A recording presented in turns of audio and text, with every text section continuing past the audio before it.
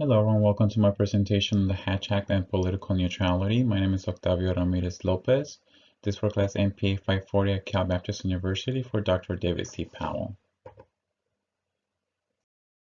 So I wanted to start with a little background prior to the Hatch Act. So public administration was pretty much done through the spoil system. Civil servants were elected, so it mattered of who they knew, and then they tend to get a position. So also there was a lot of coercion. So it wasn't really through a merit system, but basically civil servants kept their positions if they supported their supervisors or whoever elected them into office. So they select if they supported their views. So once you stop supporting those views, then you could be kicked out. Or also once that person on top management were removed from office due to someone else being elected, then the civil service also went away with them. So there was really instability in public administration. There was mostly just corruption, coercion, and it wasn't really stable. All right, so the hatch had really nothing to do with eggs, but so it was just pretty much to separate politics and public administration, so civil servants. So politics more, it also supports Wilson's economy of public administration, where he divides or separates both tasks of politics and administration.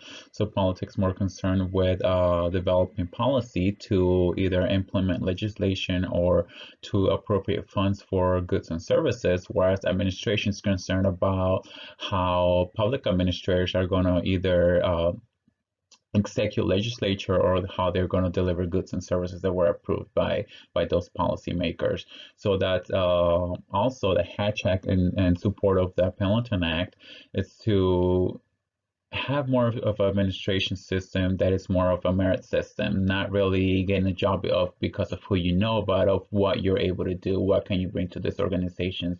So the Hatch Act serves two purposes. One of the purposes being to limit coercion by top management. So back then, in the times of the spoil system, civil servants or public administrators, they pretty much held positions based on who they knew. So they would just get hired by administrators already in office, and if they supported their views, political views, or even political campaigns, or contributed to their campaigns, and so they pretty much scratch each other's back.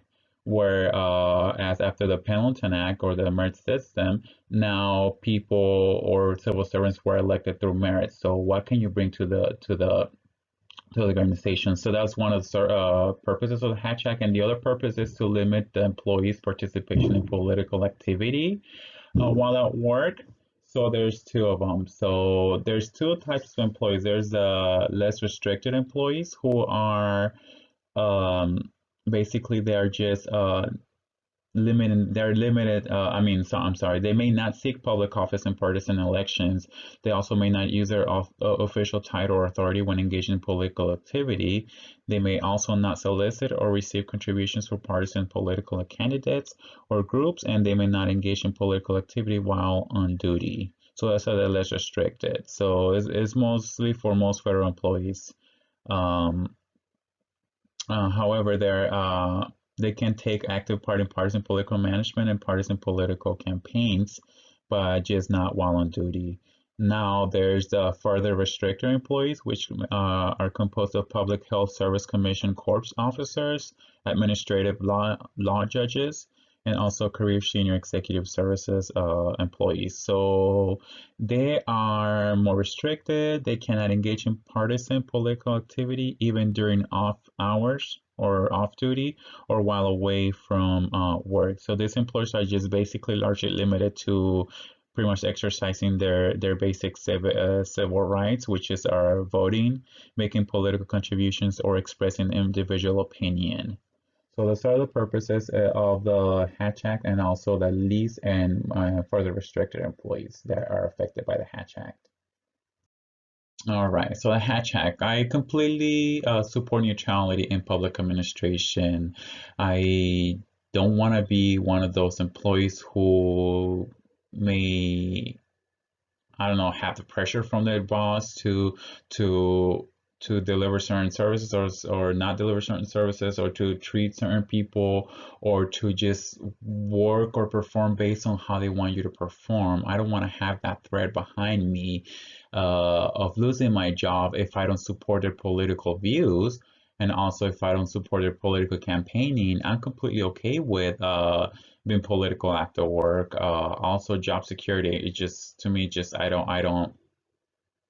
want to be one of those persons that has to leave their work or loses their job and their benefits or anything because now the manager who elected him into this job position is now leaving office. So for me, whoever comes into office, whether it be a Republican, Democrat, or any other neutral parties, I don't, to me, I still want to just be able to deliver those goods and services that were approved by legislation.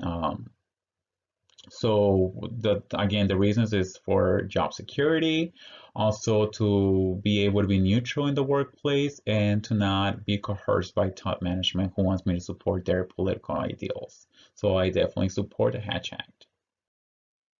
Thank you for viewing my presentation. These are just my references. Looking forward to seeing you guys and learn from you guys. And hopefully everyone's having a great weekend.